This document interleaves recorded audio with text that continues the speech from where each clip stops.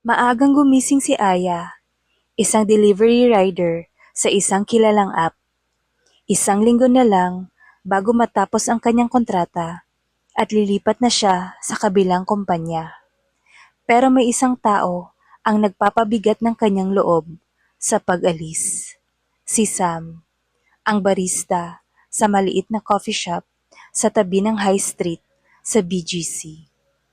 Isang buwan na rin siyang regular na napapadaan doon. Hindi dahil sa kape, kundi sa tuwing nakikita niya si Sam, parang nawawala ang lahat ng pagod niya sa buong araw. Palagi siyang binabati ng ngiti, yung tipong parang sa kanya lang. At tuwing tinatawag siyang kuya, oo kuya. Kasi naka-uniform siya ng panlalaki at naka-helmet. Napapangiti na lang siya sa loob ng helmet. Hindi alam ni Sam na babae siya. Hindi pa niya alam kung paano sasabihin, pero ngayong araw ng mga puso, may binabalak si Aya. Tumigil siya sa tabi ng daan, may dalang maliit na bouquet ng dried flowers. Hindi malaki, pero pinili niya ang may kasamang lavender. Kasi, sabi nila, yun ang bulaklak ng sincerity. Nakasulat sa maliit na card, hindi mo ako kilala ng buo, pero gusto kitang makilala. Pwede ba? Inayos niya ang helmet, tiningnan ang sarili sa salamin, kinakabahan. Okay, Aya, ride mo to. Pagpasok niya, naramdaman agad niyang tumibok ang puso niya nang makita si Sam sa likod ng counter. Abalang nagpe-prepare ng drinks. Naka-pink apron ito, may maliit na heart sticker sa pisngi. At mukhang masaya. Hi kuya, usual, bati nito. Napangiti si Aya. Laging ganito ang simula nila. Pero ngayon, may gusto siyang ending na kakaiba. Hi, actually, may gusto sana akong ibigay. Napakunot ang noo ni Sam, pero lumapit. Oh, dahan-dahang inabot ni Aya ang bouquet. Nakatingin lang si Sam, tahimik. Para sa'yo, Happy Valentine's Day. Bumilog ang mata ni Sam. Oh my God, para sa akin talaga to? Tumango si Aya, ngumiti sa likod ng helmet. Wait, teka lang. Sabay labas ng cellphone ni Sam. Picture tayo, para sa IG story ko. Ang sweet mo naman. Okay lang ba tanggalin mo muna yung helmet? Tanong ni Sam habang inaayos ang phone sa selfie mode. Dito na bumilis ang tibok ng puso ni Aya. Sige. Pero may aaminin ako. Unti-unti niyang tinanggal ang helmet. Umugong ang kapaligiran na tahimik. Nagulat si Sam. Oh, babae ka? Tumango si Aya, nahihiya. Sorry kung di ko agad sinabi. Hindi ko alam kung paano sisimulan. Akala ko kasi baka hindi mo tatanggapin. Tahimik si Sam. Tinitigan siya ng matagal. Tapos ngumiti. Alam mo, minsan ko nang naisip yan. Kasi ang lambot ng boses mo. Pero never akong nagtanong. And I'm glad na sinabi mo ngayon. Parang gumaan ang dibdib ni Aya. Gusto mong umupo muna tayo saglit? Yaya ni Sam. Tumango si Aya. Naupo sila sa maliit na table sa tabi ng salamin.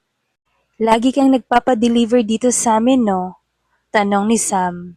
Hinihigop ang iced mocha. Oo, kasi gusto kitang makita. Natawa si Sam. Abat diretsyo. Ang tapang mo namang sumagot. Hindi talaga. Pero pag may bulaklak ka na sa bag, parang kailangan mo nang maging matapang. Tahimik silang tumawa. Sa totoo lang, sabi ni Sam, wala akong kadate ngayon. Akala ko, ako na lang ulit mag-iisa. Pero heto ka, nginitian siya ni Aya. Anong plano mo sakin ha? Pabirong tanong ni Sam. Makipag-date, makilala ka at makipagkwentuhan. Kung gusto mo, magsimula kahit sa simpleng coffee date, wala ng helmet. Nag-init ang pisngi ni Sam. Gusto ko yan. Lumipat sila sa park. Naglakad-lakad habang may hawak na drinks. Pinag-uusapan ang mga simpleng bagay, paboritong pagkain, bakit naging barista si Sam, at kung anong pakiramdam maging delivery rider. Pareho silang natutuwa, para bang matagal na silang magkakilala. Habang naglalakad, nadulas si Sam sa damuhan. Oops! Agad siyang nasalo ni Aya. Hawak-hawak ang kanyang braso. Nagkatinginan sila. Malapit. Parang huminto ang mundo. Aya, gusto kitang halikan. Napasinghap si Aya. Pwede?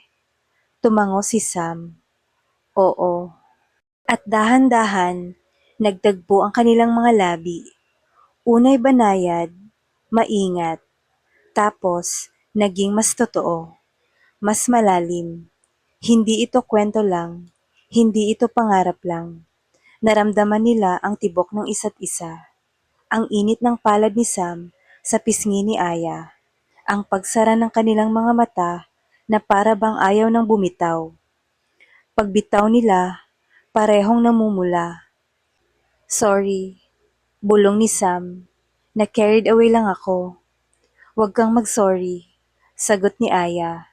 Kasi, totoo din yung naramdaman ko. Nagkatitigan sila ulit, parehong may ngiti. At sa gitna ng Valentine's crowd sa BGC, sila ang mundo ng isa't isa. Ikaw, saan ka bukas? Tanong ni Sam, habang inaayos ang ribbon ng bouquet.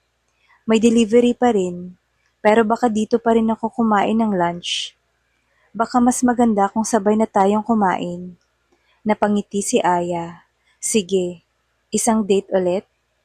Lumapit si Sam at muling hinalikan si Aya sa pisngi. Thank you sa araw na to. Thank you din. Di ko malilimutan to. Thank you for watching. Please don't forget to like and subscribe.